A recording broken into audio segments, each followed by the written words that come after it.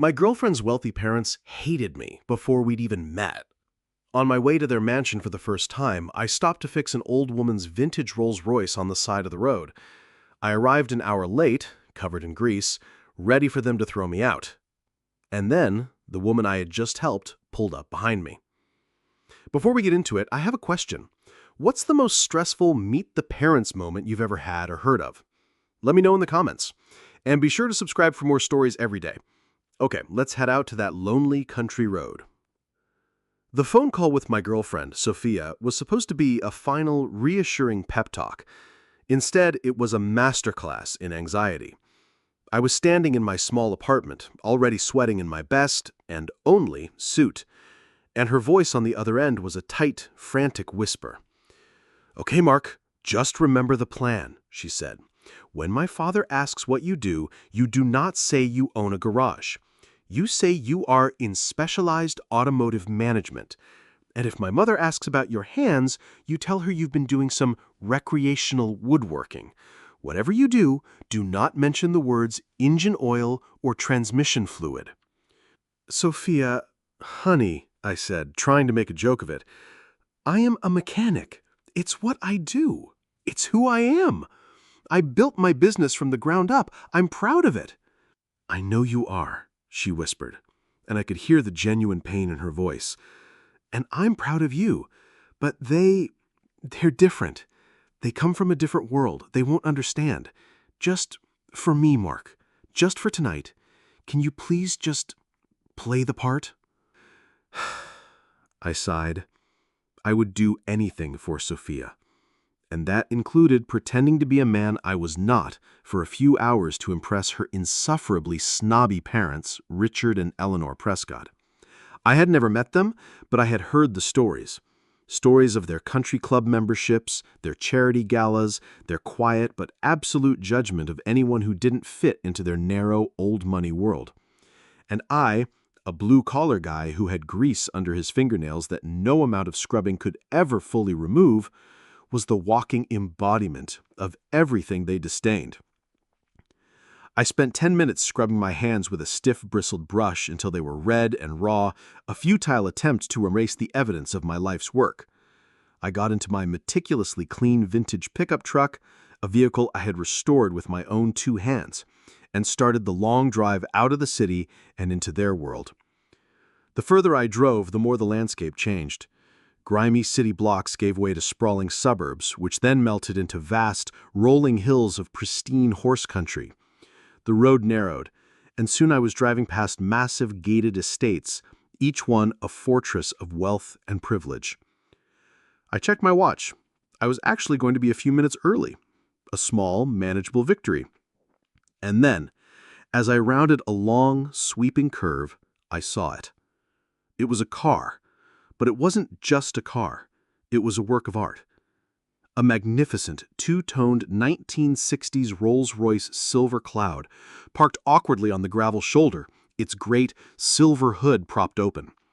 Standing beside it, looking utterly and completely helpless, was an elderly woman.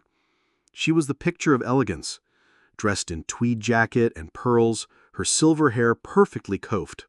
She was staring at the silent, smoking engine with a look of profound, aristocratic frustration. My mind immediately started racing. "Keep driving," a voice that sounded suspiciously like Sophia's whispered in my head. "You can't be late. Not today. This is not your problem." But another deeper voice, the voice of the man I actually was, took over. That was a classic, a masterpiece, and it was in trouble. And the woman looked like she was about to have a very bad day. With a groan of resignation at my own character, I slowed my truck and pulled over in front of her. I got out, leaving my suit jacket on the seat. "Trouble, ma'am?" I asked, trying to sound as non-threatening as possible. She looked at me, her eyes sharp and intelligent, taking in my suit pants and dress shirt with a hint of surprise. "It just stopped," she said, her voice a crisp, cultured tone. "Made a rather dreadful clunking sound and then a great deal of smoke. My driver was supposed to follow me, but he seems to have gotten lost." "Mind if I take a look?" I asked. "I know a thing or two about these old engines." She gave me a long, appraising look, then nodded. "Be my guest." I leaned under the massive hood, the familiar, beautiful scent of hot oil and aged metal filling my senses. To me, this was a symphony. I saw the problem in less than 30 seconds. A frayed wire on the distributor cap, a classic issue with this model. An easy fix, if you knew what you were doing. "It's just a loose connection, ma'am," I told her. "I can have it patched up and running in about 20 minutes, but—" I looked down at my clean hands and my dress shirt. "It's gonna get a little greasy." "Young man," she said, a small, wry smile on her face, "if you can make this beautiful old beast run again, I do not care if you have to cover yourself in mud to do it." And so I went to work. I pulled my small emergency toolkit from my truck. I got my hands dirty. I carefully stripped the wire, reconnected it, and wrapped it securely with electrical tape. We talked as I worked. She didn't ask what I did for a living.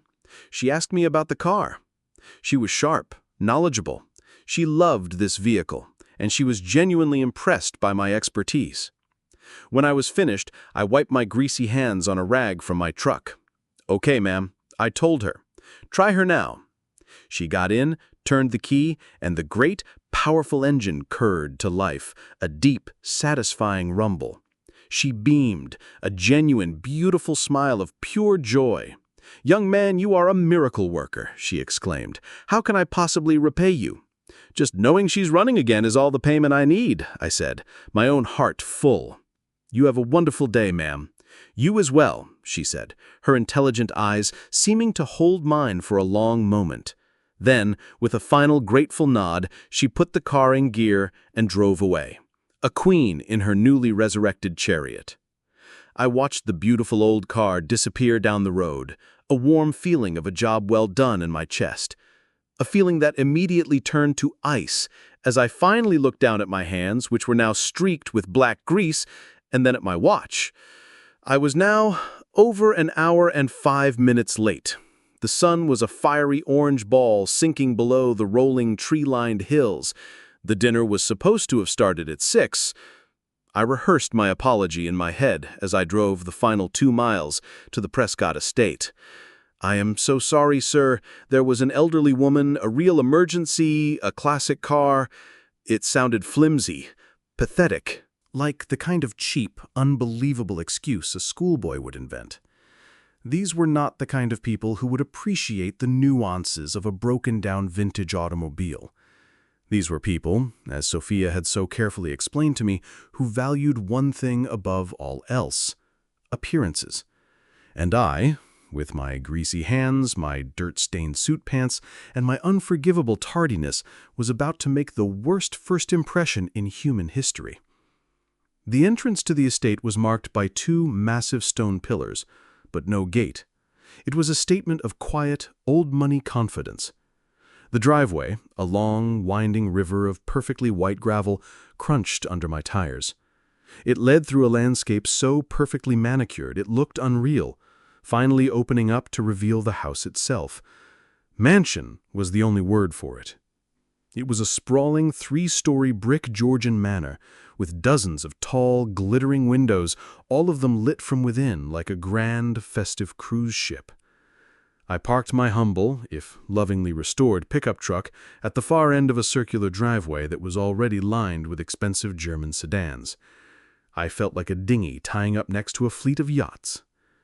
For a long moment, I just sat there, my hands gripping the steering wheel, my heart hammering against my ribs. I tried to clean the grease from under my fingernails with a useless paper napkin from the glove box, a futile gesture that only seemed to smear the blackness. This was it. I took a deep, steadying breath, got out of my truck, and began the long, lonely walk to the imposing front door. I rang the bell. The sound echoed, deep and sonorous, somewhere in the vastness of the house. I waited. After what felt like an eternity, the heavy, dark wood door swung open. And there was Sophia.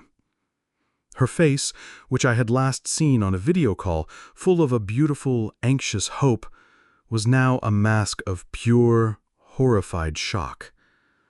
"Mark," she whispered, her eyes wide as they took in my appearance, my disheveled hair, my grease-stained hands, and the dirt on my suit. "Oh my God, what happened to you? Are you okay? I was so worried. I tried calling you." "I'm so sorry, Soph," I began, my own voice a low, apologetic rumble. "I can explain. I was on my way, and there was this old woman on the side of the road. Her car had broken down, and I felt I had to stop and help her. But I never got to finish." Two figures emerged from the grand hallway behind her, stepping into the warm glow of the porch light. It was them. Richard and Eleanor Prescott. They were exactly as Sophia had described them, only more so. He was tall and silver-haired, dressed in a perfectly tailored smoking jacket. His face was a mask of cold, aristocratic disdain. She was impossibly elegant, her pearls gleaming, her expression of bored, chilly disapproval. They looked at their daughter's horrified face, and then they looked at me, and their expressions hardened into something that was beyond simple disapproval. It was a look of pure, unadulterated contempt. "So," Richard Prescott said, his voice a low, cutting drawl that was as sharp and as cold as a shard of glass, "this is him, the mechanic." "I am so incredibly sorry for my tardiness, Mr. and Mrs. Prescott," I stammered, my carefully rehearsed speech turning to ash in my mouth. "There was a woman on the road, her vintage car had broken down, and I felt I had to stop and help her." Richard held up a hand, silencing me instantly. "We do not care for your excuses, young man. Punctuality in our world is not a suggestion. It is the baseline requirement of respect, a requirement you have clearly failed to meet on this, our very first meeting." His wife, Eleanor, then stepped forward, her eyes as cold and as hard as her diamond earrings, raking over my appearance with a look of physical disgust. She looked at my greasy hands, and a small, cruel smile touched her lips. "Sophia told us you were a man who works with his hands," she said, her voice dripping with a sweet, venomous disdain. "I see you've made no effort to hide the fact. How charmingly rustic of you."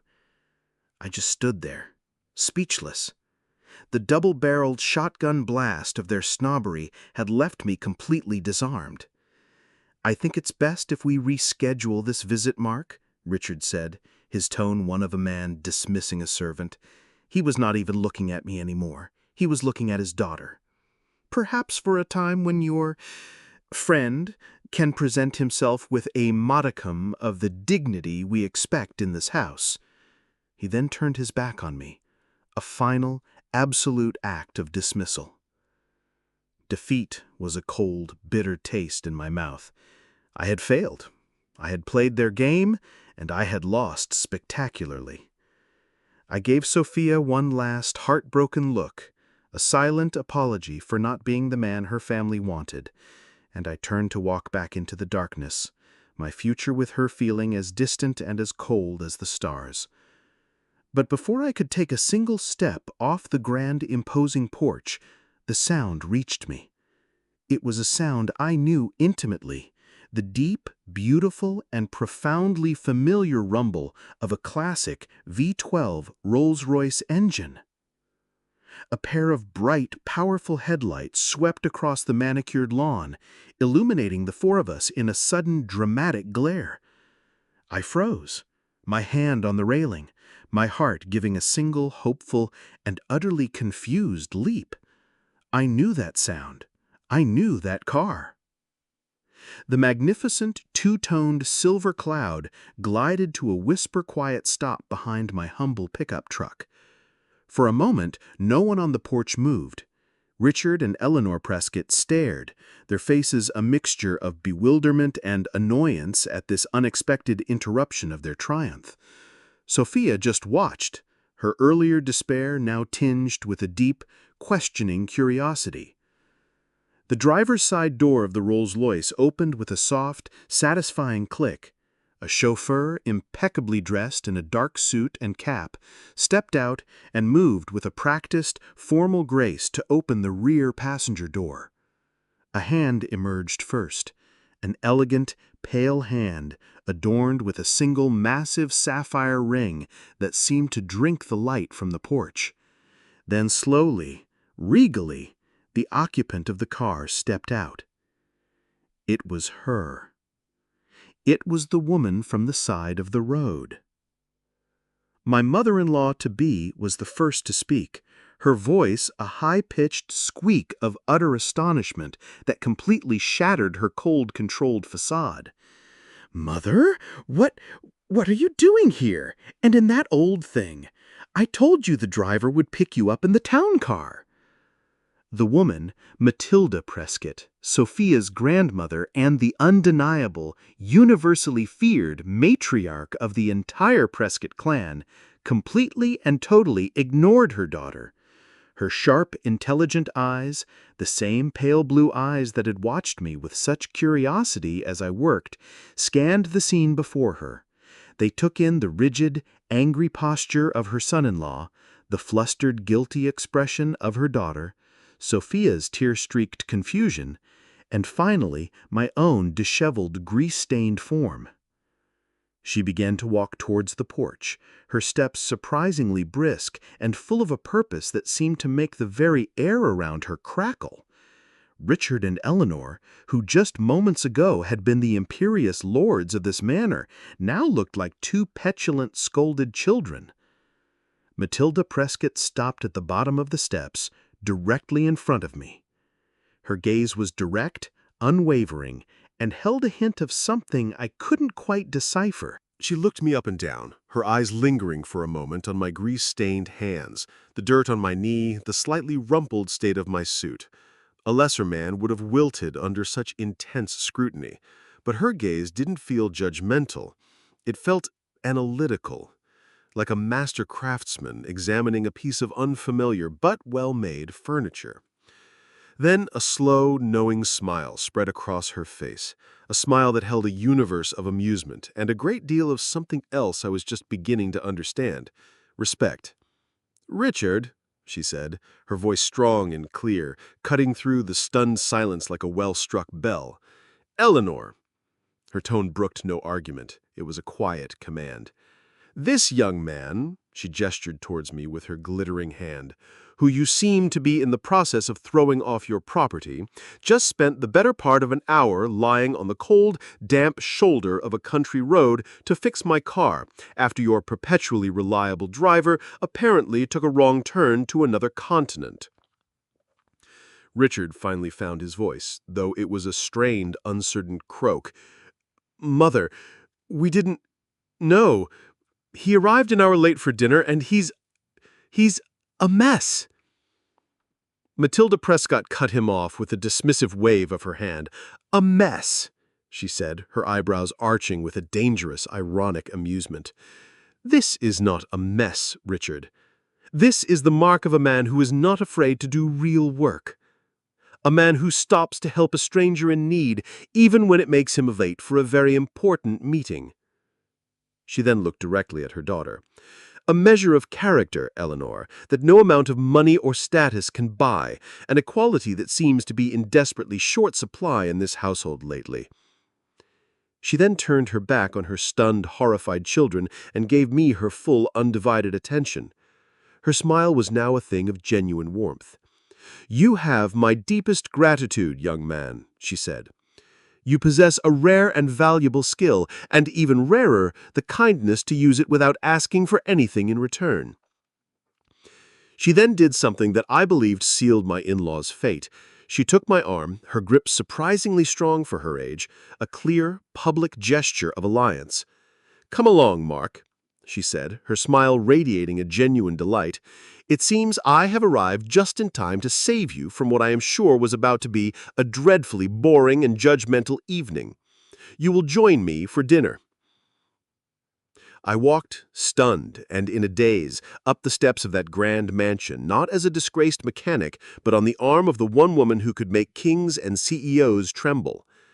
The interrogation I had been dreading was over before it had even begun. But as I glanced back at the pale, horrified faces of Richard and Eleanor, I realized that a new, far more interesting, and for them, far more terrifying trial was just about to begin, and my angry in-laws were now the ones in the dock. I walked through the grand, imposing doorway of the Prescott mansion, not as a supplicant, not as a disgraced and tardy guest, but on the arm of the one woman whose authority in this house was absolute. The air inside was cool and smelled of beeswax, old money, and the faint, delicious aroma of a roasting duck. A tall, impossibly thin butler, who I later learned was named Henderson, stood in the vast marble foyer. He looked at my grease-stained hands and dirty suit with a flicker of professional horror, but his expression immediately smoothed into a mask of perfect neutrality when he saw my escort. "Matilda, you've returned," he said, his voice a low, respectful murmur. "Yes, Henderson," my new protector Matilda replied, her voice brisk and cheerful. "This is Mr. Mark O'Connell. Please set another place at the table, at my right hand." The butler's eyes widened almost imperceptibly at the command. The seat to the right of the matriarch. It was the seat of honor, a place, I would later learn, that my own father-in-law-to-be, Richard, had coveted for years. We were followed into the house by the silent, shell-shocked remnants of the welcoming committee. Richard and Eleanor Prescott, who just moments ago had been the imperious lords of this castle, now trailed in our wake like chastened children. My girlfriend, Sophia, followed behind them, her face a beautiful, breathtaking picture of dawning awe and suppressed, joyous laughter. Matilda led me into the dining room. It was a room so grand it seemed almost absurd, with a table long enough to land a small aircraft on, set for what looked like 20 people, though only the 5 of us were present. She guided me to my seat of honor, and I sat, feeling like a commoner who had accidentally stumbled into a royal court and been mistaken for a visiting prince. The dinner that followed was the most surreal, the most satisfying, and the most terrifying 90 minutes of my entire life. It was not a meal. It was a performance, a quiet, brutal, and masterfully executed play with Matilda as the sole director and her own children as the hapless, humiliated supporting cast. She completely and totally ignored them. For the entire meal, her focus was a laser beam directed only at me. She did not ask me about my income or my family or my future financial prospects. She asked me about me. "So, Mark," she began, after the butler had poured us both a deep ruby red wine, "a 1960s Silver Cloud. A magnificent machine, but a notoriously temperamental one. The fuel pump, I'm told, is a nightmare. What's the secret to keeping the pressure consistent?" And so I told her. I spoke of my passion, of my craft. I talked about the elegant simplicity of a carburetor, the lost art of hand-tooling a custom part, the unique satisfaction of bringing a beautiful, forgotten old engine back to life. I spoke not as a greasy mechanic, but as an artisan, a craftsman, a man who truly loved his work. And she listened, her sharp, intelligent eyes never leaving my face, asking smart, insightful questions, her interest genuine and absolute. At one point, Richard, my future father-in-law, clearly unable to bear the irrelevance any longer, tried to interject. "Speaking of investments, Mother," he began, his voice a little too loud, "the market for pre-war classics is showing a significant downturn." Matilda cut him off with a cool, dismissive wave of her hand. "Richard, please," she said without even looking at him, "we are discussing things of actual, tangible value tonight, not your imaginary numbers on a screen. Mark is a man who builds things, a concept I fear is becoming quite foreign to this family." The verbal slap was so sharp, so precise, that Richard physically flinched and retreated into a sullen, resentful silence for the rest of the meal. Later, Eleanor, my future mother-in-law, made a desperate attempt to regain some ground. "The duck is simply divine, isn't it, Mother? I had the shaft flown in from New York." Matilda took a delicate bite, chewed thoughtfully, and then looked at me. "It's quite good," she conceded. "But you know, Mark, a well-tuned engine, an engine that has been cared for and brought back from the brink by a skilled hand, that is a far more satisfying thing than any fancy meal. Don't you agree?" "Yes, ma'am," I said, a slow smile spreading across my face as I finally understood the game she was playing. "I most certainly do." And so it went. For the entire dinner, I was the celebrated guest, the valued expert, and they, in their own magnificent home, were the audience, forced to sit in silence and watch as the matriarch of their family celebrated the very man they had tried so cruelly to reject. Sophia, across the table, just watched me, her face full of a love and a pride so profound it made my own heart ache with a happy, brilliant light. She was seeing the man she fell in love with, not just accepted, but championed. As the evening finally came to a close and the butler served coffee, Matilda made her final, decisive move. She looked down the long table at her silent, humiliated children, and then at Sophia and me.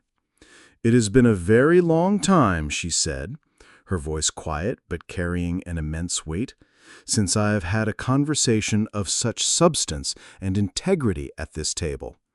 It gives an old woman hope for the future of this family." She then turned to me, a new, sharp, businesslike glint in her eyes. "Mark," she said, "my late husband, Sophia's grandfather, was a passionate collector of classic automobiles. His collection, which includes several priceless, one-of-a-kind vehicles, has been sitting in a climate-controlled garage on this property, untouched and slowly decaying for nearly 20 years. No one in this family has the skill or the interest to care for them." She leaned forward, her expression now one of a CEO making a formal offer. "I believe," she said, a triumphant smile on her face, "that I have just found a new project for you. We will discuss the generous terms of your new role as the official curator of the Prescott Automobile Collection tomorrow morning." My own jaw, I am not ashamed to say, dropped. Richard and Eleanor just stared, their faces a pale, horrified canvas of disbelief. She hadn't just approved of me. She hadn't just welcomed me into the family.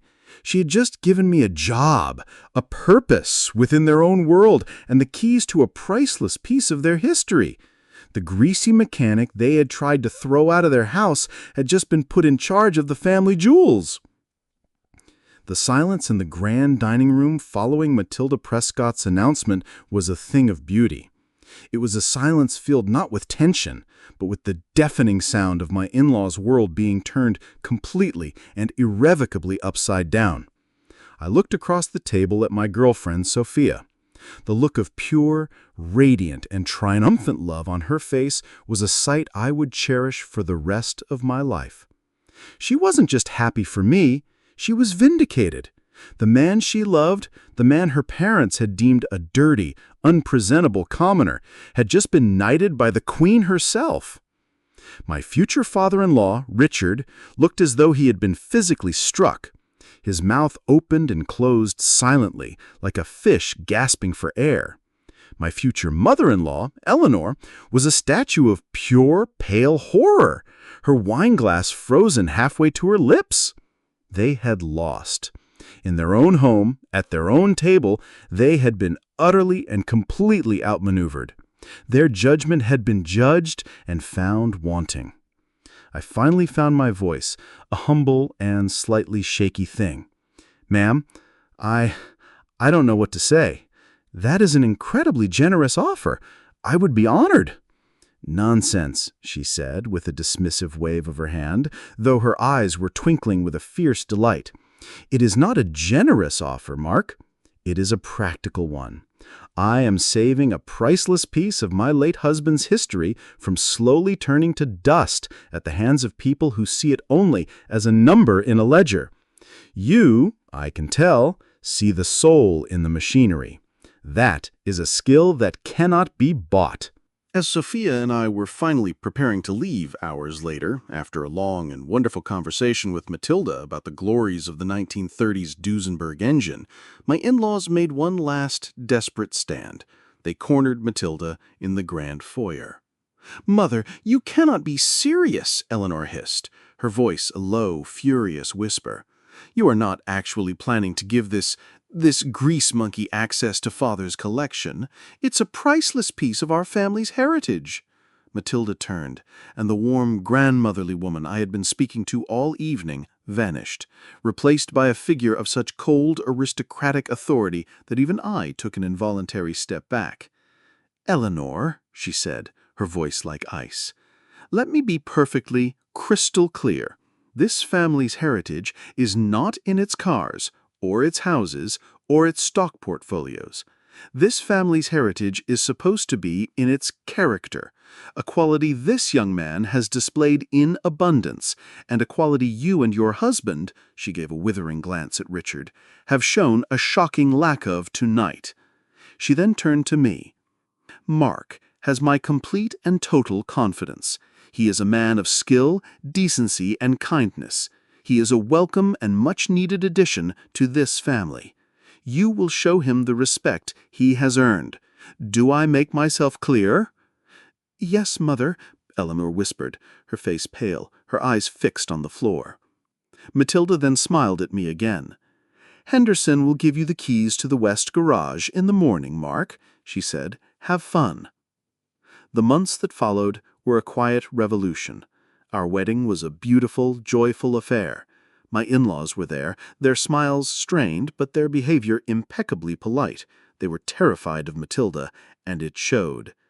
The day after our honeymoon, I walked into the fabled West Garage for the first time, with Sophia at my side.